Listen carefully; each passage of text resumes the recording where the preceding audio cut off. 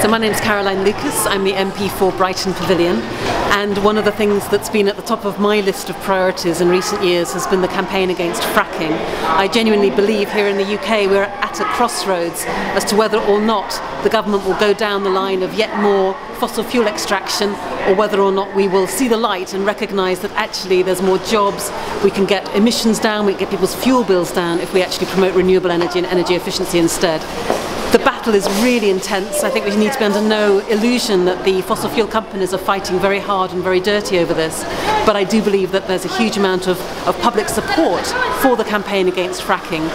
It really came to a head in Bolcombe last year. Bolcombe is about 20 miles away from here in Brighton, and we had a summer of protests because Bolcombe was the place where exploratory drilling was happening for fracking.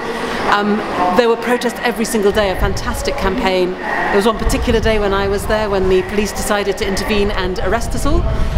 We were arrested for obstruction, even though we weren't on the road, and Quadrilla, the drilling company, wasn't actually drilling that day, so it was a bit ironic.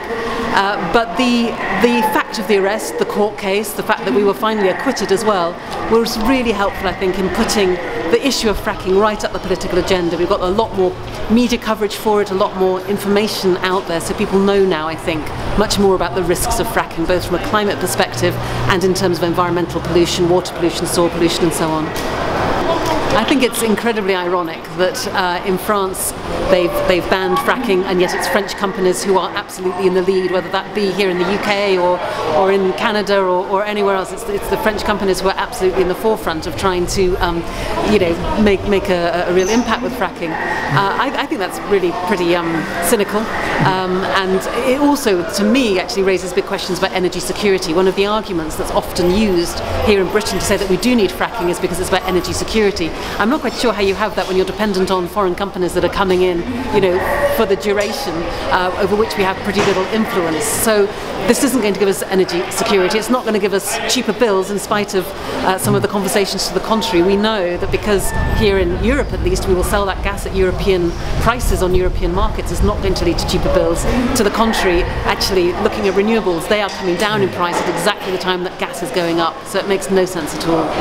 I think it's very frustrating that people don't make connections, because here in Britain we've just had the floods scarcely a few months ago that people were linking to be likely to be the sort of thing that climate change is going to deliver more of. We've also had globally, just in the last couple of months, the Intergovernmental Panel on Climate Change producing not one but two very weighty tomes saying that we absolutely need to be investing in renewables now. It seems really perverse then, right now, for Britain to be saying no, the way forward is through more fossil fuels. Experts are telling us we need to leave 80% of known fossil fuel reserves in the ground if we're to have any hope of avoiding catastrophic climate change. So why are we searching after yet new resources, new fossil fuels, when we know we can't even safely burn the fossil fuels that we know are there? It makes no sense at all. Well, I have a message for Krista Clark as a fellow woman, and in my case at least, I don't know her as a mother. I think what we're talking about here is nothing less than the livability of the planet in years to come. And so when I think about my own kids' futures, and when I think about the future of kids all across this globe, I can't bear the thought that they may well turn around one day and say, you knew about this, what did you do? There's an amazing film, I don't know if it's reached Canada, it's called The Age of Stupid. It's based in 2050. Pete Postlethwaite plays the sole survivor of a climate catastrophe, and he looks back to today, to the coverage of all of the weather events that show that climate change is happening now, and he says, in words that still make the hairs on the back of my neck go up when I say it, he says, why is it, knowing what we knew then, we didn't act when there was still time? And I think that any woman, any person needs to think about that very, very, very hard.